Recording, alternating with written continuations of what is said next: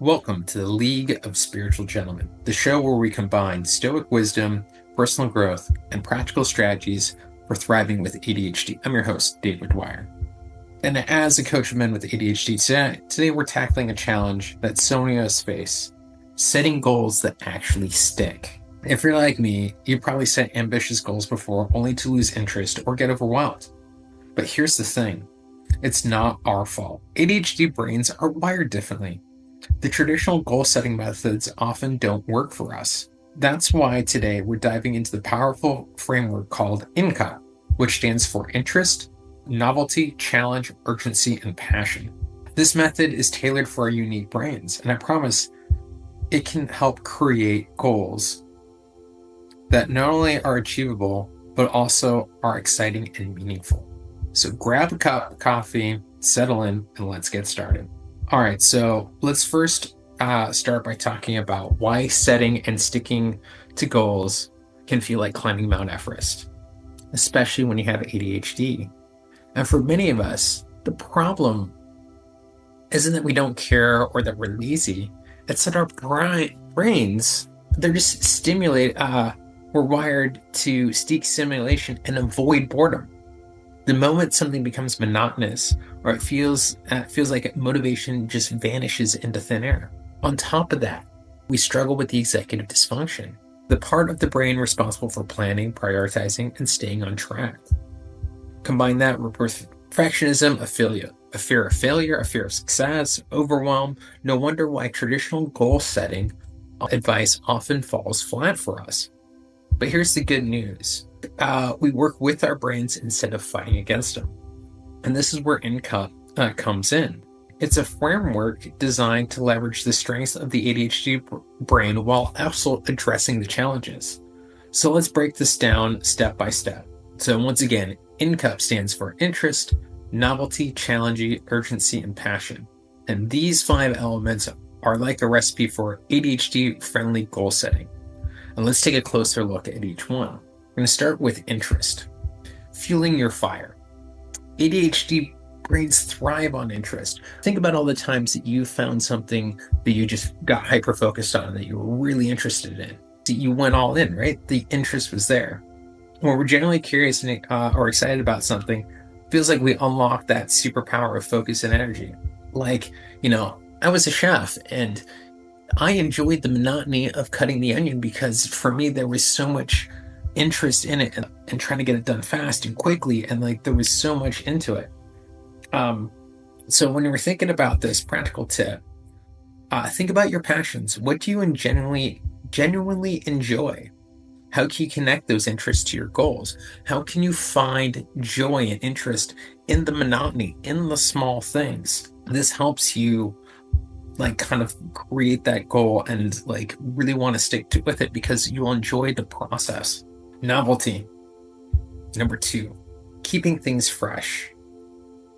Routine is kryptonite for ADHD, but it's also something we need too. So we need to be able to have the framework, but allow novelty to come in and still allow us to engage. This doesn't mean we're constantly changing our goals, but we're finding meaning and ways to make the process more exciting, to add novelty to it. For me, I would used to gamify, going back to chopping the onions. I would see the guys around me working on a task and be like, all right, I want to get this done before they finish that. And I would have imaginary races with all my coworkers. They didn't realize we were racing, but I was racing them in my mind. And that got me done faster, kept me motivated. So when I was doing those boring tasks, I kept novelty as a cornerstone, which then leads into challenge, right? Because I gamified it and cutting those onions was a challenge to beat them. I was able to find my flow. Goals can be challenging enough to keep you motivated, but not so overwhelming that you can be paralyzed by fear. Think about cooking a new dish. If it pushes your skills, but the recipe is too complicated, you get frustrated. So recognizing how much challenge that you can present yourself without getting to a point of it's overwhelm or it's too big of a challenge. Setting yourself challenges that push you, right? Not that are too easy that you can completely beat, that offer no challenge. or ones that are way too difficult or way too intense or time consuming or consuming in general. Now, it's finding challenge is that right zone that pushes you and keeps you in the flow, and breaking like goals into even smaller, more manageable steps, right? Especially in challenge. And this is where the SMART framework, I'll do a whole nother podcast on that. Specific, measurable, achievable, relevant, and time down can really help you understand and master challenge. All right, we're moving on to U, urgency, creating momentum. Let's be real, nothing motivates like a looming deadline. ADHD responds well to urgency, so creating time constraints can be a game changer. The Pomodoro technique, 25 minutes, 5-minute break. And, for me, it's even creating that sense of urgency. Another way I do that is that when I'm starting my day, I have my 3 tasks. I tell my partner, these are the 3 things I want to get done by lunchtime.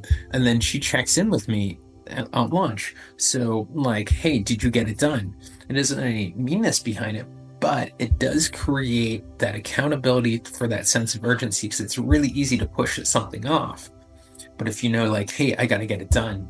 A great example of, if you ever want to clean your house, set up where your friend calls you randomly saying they're going to come over and not come over. And you'll feel the sense of urgency, like, oh crap, I need to clean this. And you'll clean it in 2 hours, even though you've been putting it off for 2 months. See, that's how urgency, how we can utilize that part of our brain to get the things we want to get done. And last but not least, but I think one of the most important, passion.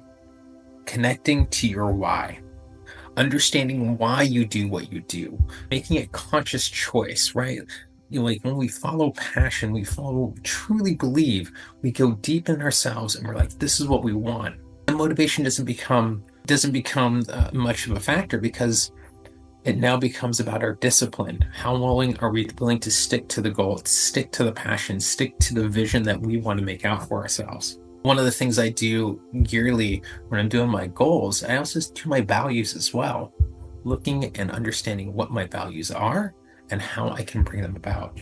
Let me share with you how you can use I.N.C.U.P in your own life, and how when I started coaching, it felt overwhelming at first, but I leaned into this framework, right? And even throughout most of my life, not even realizing it, I've always kind of followed this framework. I focused on my interest.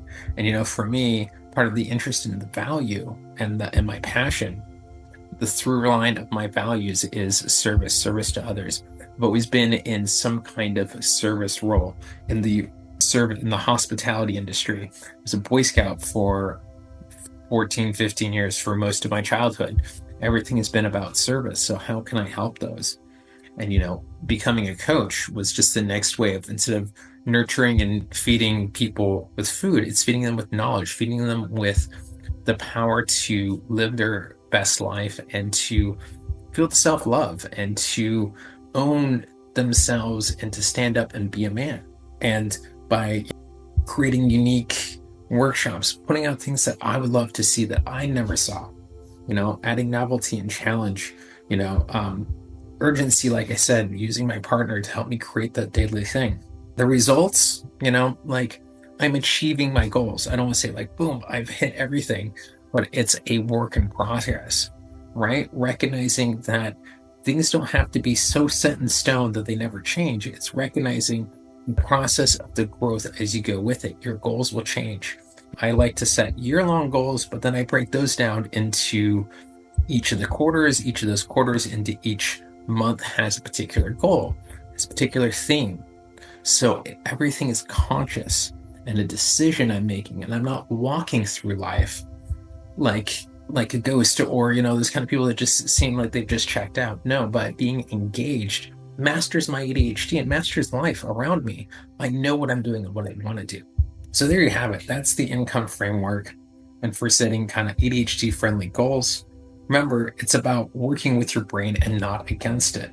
Start small and experiment with these elements, and be kind to yourself along the way. If you found today's episode helpful, love to hear from you. What's one goal you're working on, and which part of I.N.C.U.P will you use to tackle it? Share your thoughts in the comments or send me a message. And if you'd like to take your growth to the next level, check out my coaching programs and join the League of Spiritual Gentlemen on Meetup. Yeah, all that stuff will be in the links below. Thank you so much for watching, and until next time, have a great, if not better day.